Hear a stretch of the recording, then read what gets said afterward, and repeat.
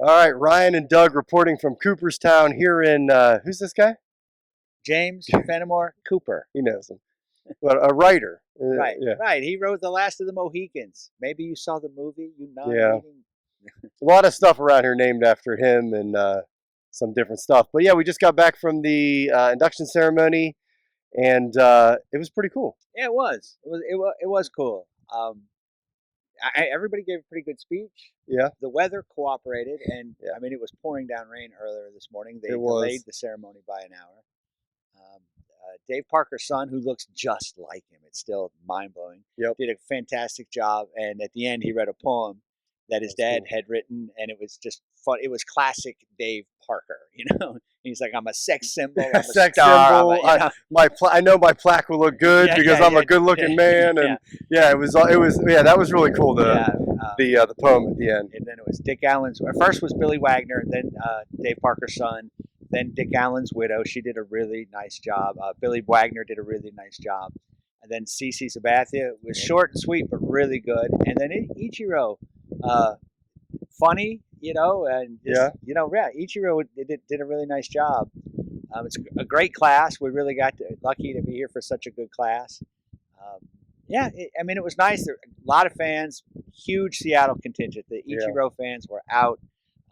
You know, when Ken Griffey and Randy Johnson and Edgar Martinez got a huge pop. huge, you know, as they introduced all the Hall of Famers that were there first, and some great rounds of applause for those guys. Ichiro got the loudest applause. I mean, it was a lot of fun. It's a bucket list item. It's something I've always wanted to do. I'm grateful to our corporate overlords for allowing this and letting me participate. Thank you, Donardo. I mean, no, it's really a lot of fun. If you haven't done it, if you haven't come here, you absolutely should. And you don't have to come for the Hall of Fame ceremonies. I mean, the museum is fantastic. See the movie. We weren't going to see the movie, and Yes. a lady that worked here told us we should, and we did. It's 18 minutes. Yeah, it was short, but Yeah. it was sweet. It was really, nice. really good. You know, have a little more financial discipline than I do, and don't buy every single thing you see. We got stuck in those stores a little bit, and yeah. So like, you know, we always say with spring training, like if you haven't been down to spring training, like go, like you want to do it. Absolutely. And like I had been through Cooperstown before. I never had been to the hall. This was your first trip. First time. And yeah, like if you're, like you said, it's very busy this weekend. There's crowds. There's a lot of people. The hall was busy, but yeah, definitely get up here and do it some week. But yeah, this was really cool to see Dave Parker, Dick Allen, you know, Western PA guy, Wampum, you know, Wampum representing right next to my Elwood City right there.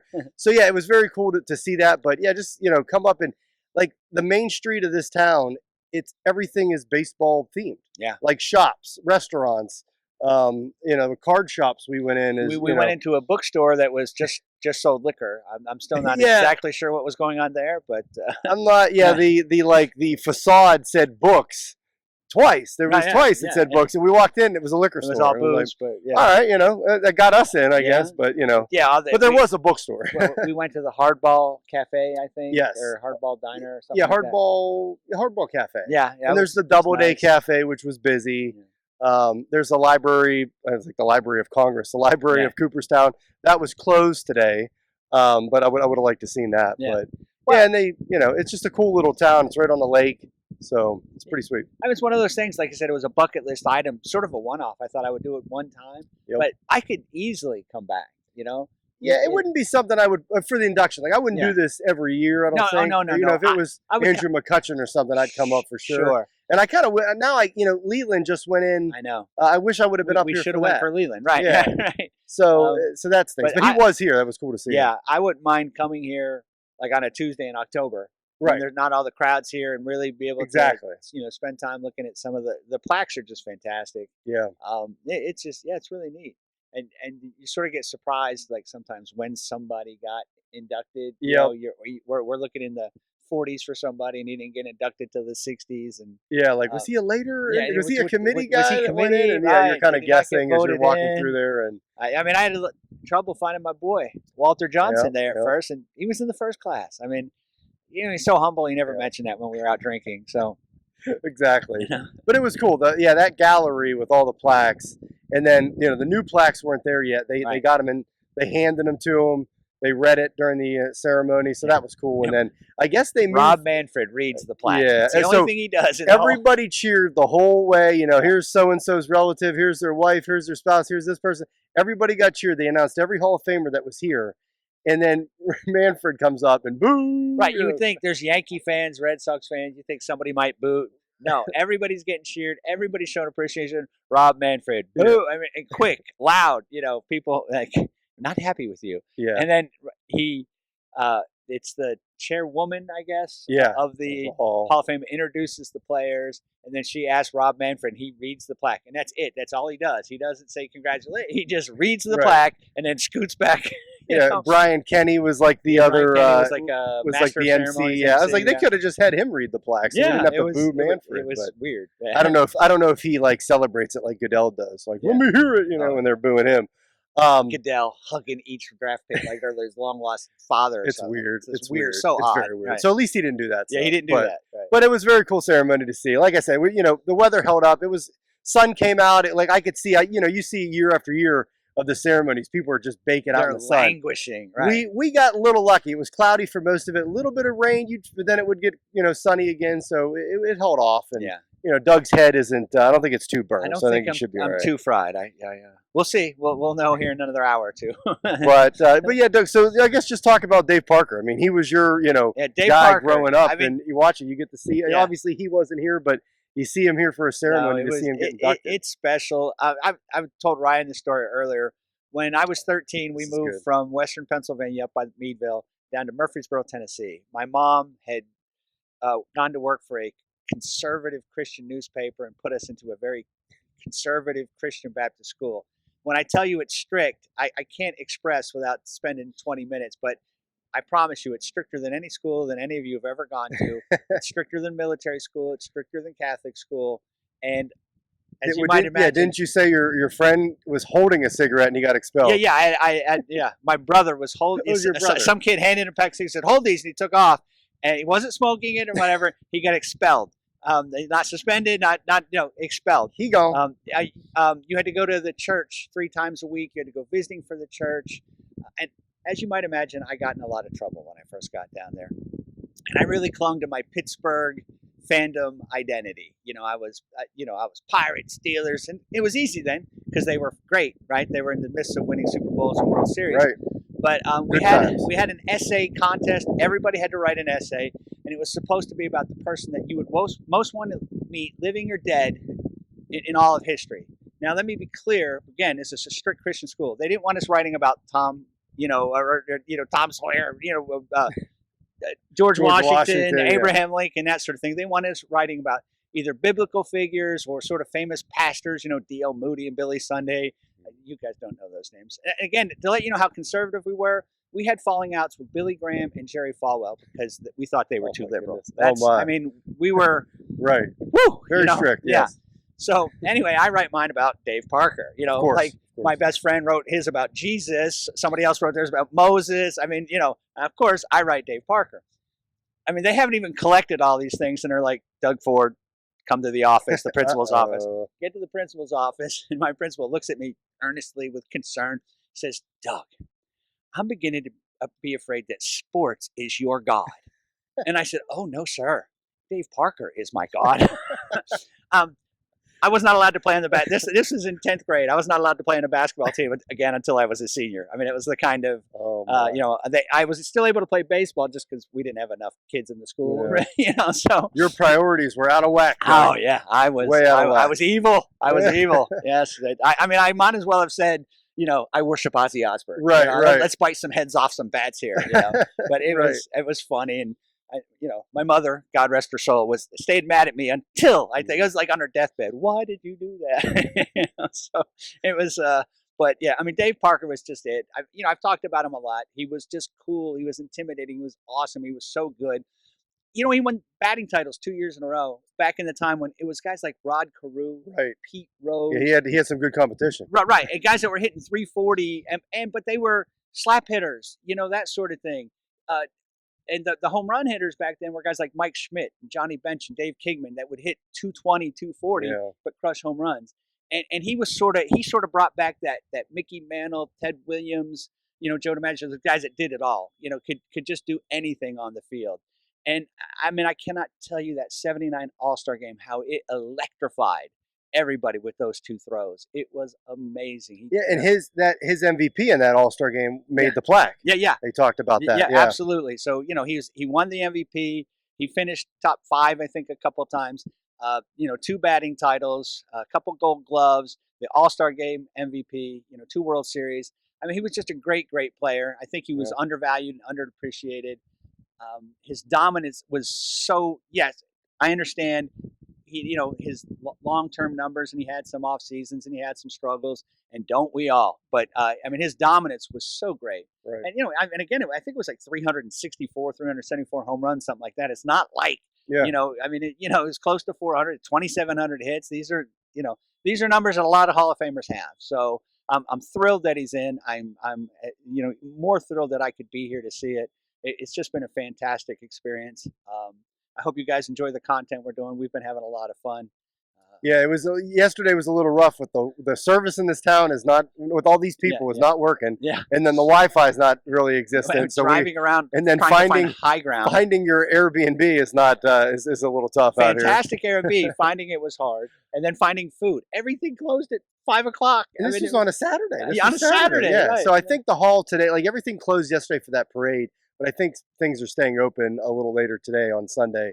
Because this was your first trip here. When I came, we passed through Cooperstown. It was a Saturday and Sunday, and everything closed on Sunday. Now this was the winter time, but it just seems like a town that it's if you come here, it's not right off the highway. So there's nothing close. Like if you're more than likely if you're going to come here, you're not going to stay in the hotel here or at Airbnb close. We're 45 minutes away. 50, somewhere around there. And the houses that are right here, they're charging like $50 to park, $70 to park. I know. So it's crazy. But yeah, getting back to Dave Parker, like obviously you grew up watching him and idolizing him.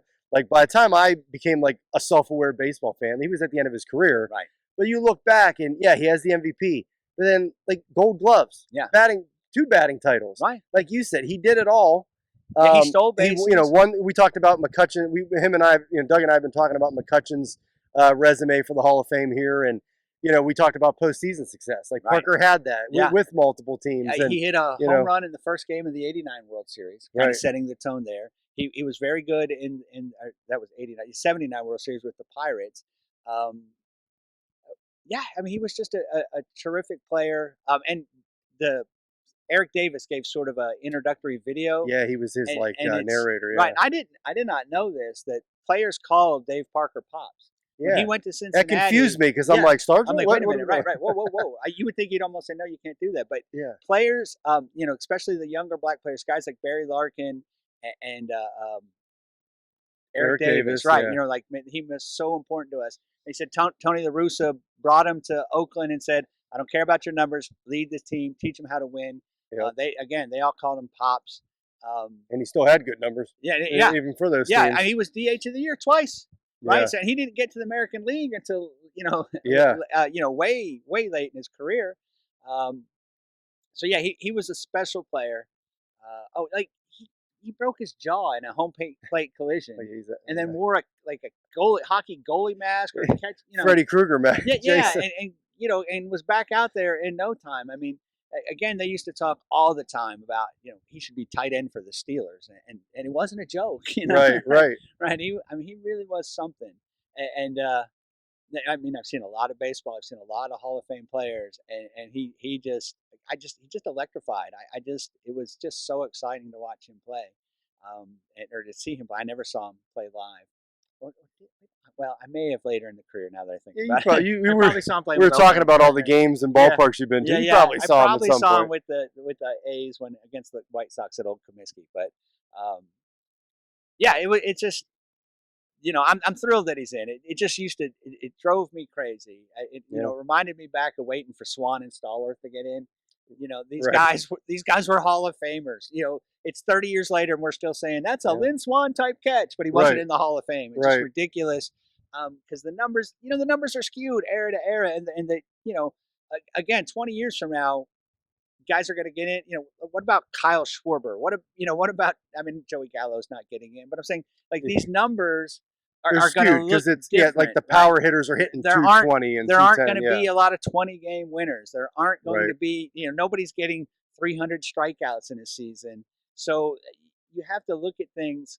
You can't just look at the numbers. We're all big believers in numbers here at NS9, Yep. and they are important. They are necessary, but there's more to it than that. And the guy had some heart and some soul that helped lift his teams to their success. Yep. And his performance was dominant for quite a while. And he said, with that poem that his son read, that it was, written by him, was really cool what they did for the ceremony. And he said in it, there was Reds fans, and he's got the Reds jersey in the hall, but he's got the pirate hat. But he said, "I'm a Bucko for life." Yep. He talked about his time in Pittsburgh, and then CC Sabathia gave him a shout out in his speech, talking about, he grew up watching Dave Parker, and it was really instrumental for him in getting into. Yeah, because he grew up, I think, in the Oakland area, right? Right. Yeah, his dad. He said anytime they come in. Yeah. So I mean, exactly. He's meant a lot to a lot of people. He was really good player. I mean, to me, again, you kind of watch. It's like I'm watching Aaron Judge, and I think he's a Hall of Fame player, right? I'm watching Justin Verlander. That's how I always felt watching Dave Parker, right? It just seemed like a simple, decision. You never think of that until it was Ron Darling when he was on the Pirates game, and it was like Parker had just passed, and he came on and he said he was our judge, like in that era. Yeah. And you never really think about that, but like you said, he did everything. And he hit monster home runs, and he did it all. So that was you never really think of that, but you're like, yeah, that's true, because back then guys weren't as big. Right? There wasn't a bunch of six. Exactly.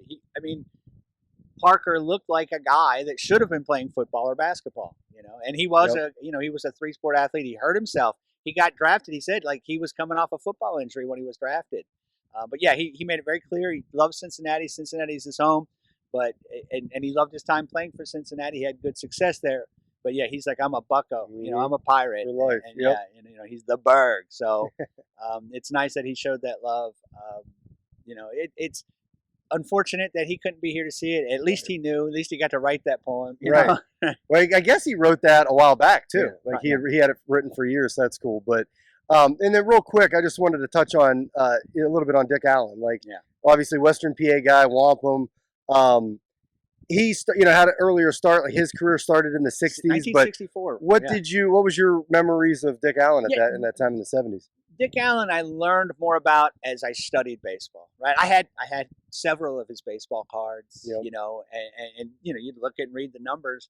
He was the 72 AL MVP. I think he was Rookie of the Year in 1964. That's I mean, I was only like 50 or 60 then. So, but right. Yeah. So, but as you read, as I told you before, I used to go to the library every week and I'd get baseball autobiographies, and you'd read it. I mean, there was a lot of respect for Dick Allen. A lot of players mentioned him.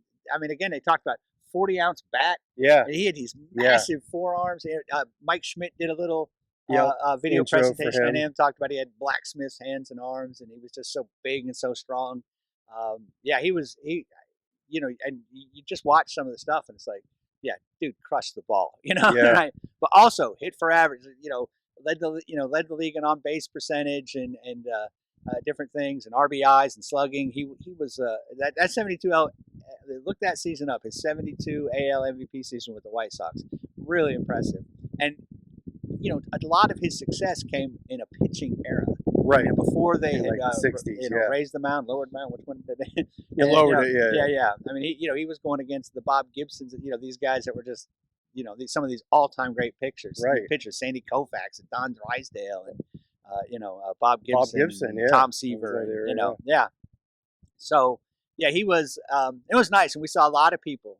I mean, he had a pretty nice representation here. A lot of people wearing these red Wampum Walloper shirts. Yeah, I kept every time I see it, Wampum, let's represent. And before I came up here, I saw that somebody had like a sign off the side of the road, and it said they did a live stream at some church in Wampum to watch Dick Allen's ceremony. So that was cool. I was like, Wampum representing. So and his wife was spoken everything for him. She was very, very eloquent. It was very nice. Yeah, so that was cool. And then Ichiro at the end. I like. you watch Ichiro's career, but like I don't remember really doing an interview. Right. So I was like, but he's been here for a long time. Yeah. I'm like, is he gonna like speak or and then he did the whole speech himself. He was great. He was funny, like he said. Good sense of humor, So, good comedic timing. Yeah. He'd pause for the laugh. Yeah. He like had it down, and like you said, big Mariners. Obviously, I think they were the biggest fan base. Yeah. Yankees, we're in New York, obviously, so that's close. A lot of Yankees fans. But and what did he say about the Yankee? He goes, I know you're here to see CC, but he goes, that's okay because Ichiro had those couple years in New York. He was he only one writer didn't vote for him. He would have been unanimous. Ridiculous. And he said, and I just want to make it clear, you no longer have that dinner invitation to my house, to the writer who didn't vote for me. Yeah, he said it has expired. It has expired. Yeah. I don't blame him. Yeah, That's ridiculous. He should have been. He is an Griffey should have been unanimous. Unanimous. Ichiro should have been unanimous. Tom Seaver, Pujols next year. Better be unanimous. But so these writers and their agenda. Oh, I know. We it's know a whole it. Another show I would like to do. Right. So yeah, look, people are coming back kind of behind the hall's right behind us here. People are coming back from the ceremony. So supposedly somebody in the hall told us yesterday that the plaques comes right after the ceremony. Right. They put them in the the spots. Immediately. So we're gonna go check it out and see. I don't know, find some food too. But we're gonna do that before we leave Cooperstown. Yes. We learned our lesson. Last night. So First of all, there's not that many options, and all of the options are closed. They're bad, yeah. So they're closed and bad, yeah. So Dollar General, here we come. Right? Yeah, right. So we'll head out, but this is Ryan and Doug from Cooperstown. Anything else? No, man, it's fun. Go Cobra. There we go. Let's go Bucks. Let's go Buccos. Skeens wins again. That's awesome. That's right.